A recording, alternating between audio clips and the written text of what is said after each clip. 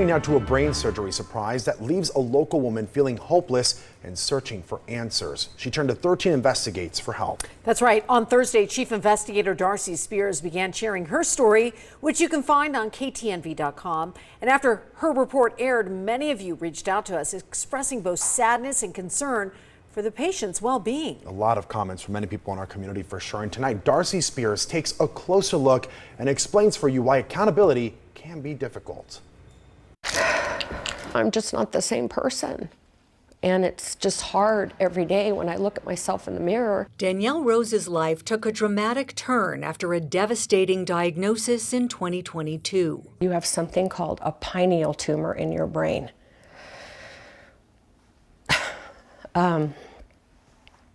It was shocking to hear. According to the Cleveland Clinic, your pineal gland is a tiny endocrine gland in the middle of your brain. Its main job is to help control the cycle of sleep and wakefulness by secreting melatonin. Pineal tumors aren't always cancer, but they still cause problems if they grow because they press against other parts of your brain. They can also block the normal flow of cerebrospinal fluid, which raises the pressure inside your skull. So that would explain why I wasn't sleeping, and the excruciating migraines, my vision issues. I had photophobia, sensitivity to light. It was just horrible. Surgical removal of a pineal tumor is difficult due to its location in the middle of your brain. Because of that, it's not a common treatment, but it is the treatment Danielle sought. Las Vegas neurosurgeon Dr. John Anson operated on her on April 12, 2022, writing in his surgical report, "I carefully dissected it free, and we continued until no further identifiable tumor appeared to be left.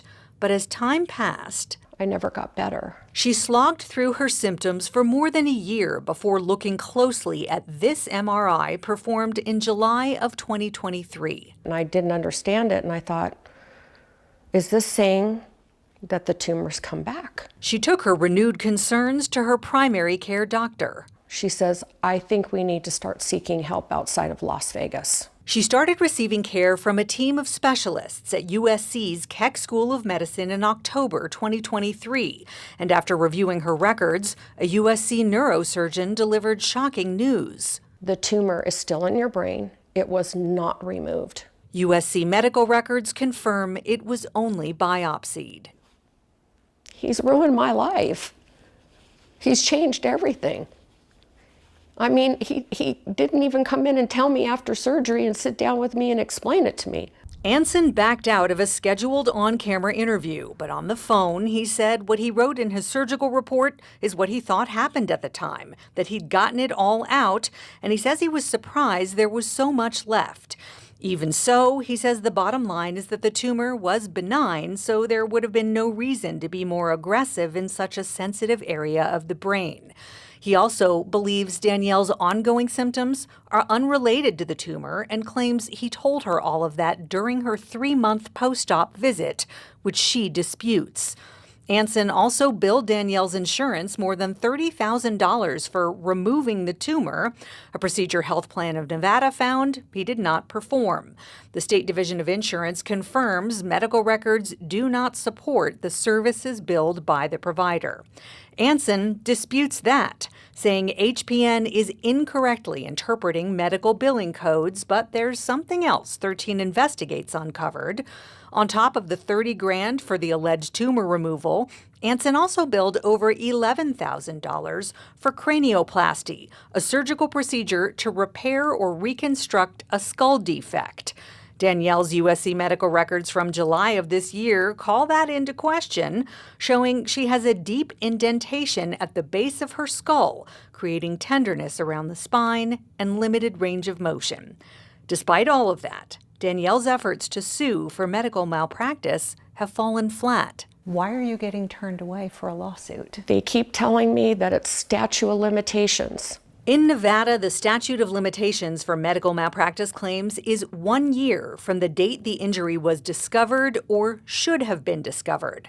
If you argue that you didn't learn right away that you were harmed by a medical error, the burden is on you to prove that you didn't know and you couldn't reasonably have known about the wrongdoing sooner. This letter from one attorney Danielle consulted says you may have a good argument why the date of discovery should be in summer 2023, but I'm not prepared to deal with that issue. Please understand, I'm not telling you you do not have a case. I'm merely stating this is not a case I want to handle.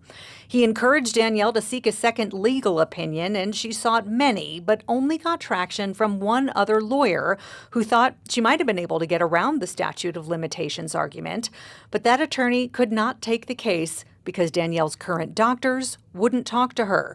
They wouldn't talk to us either. Despite Danielle signing a HIPAA release, all the experts we consulted for our investigation would only speak on background, not wanting to be named as they feared liability for criticizing another doctor. All states have a statute of limitation for medical malpractice cases. In most, the time limit is between 2 and 5 years from the time of the malpractice or from the time the injury is or should have been discovered.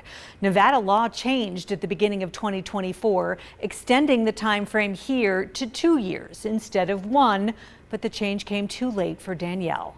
Darcy Spears, 13 Investigates.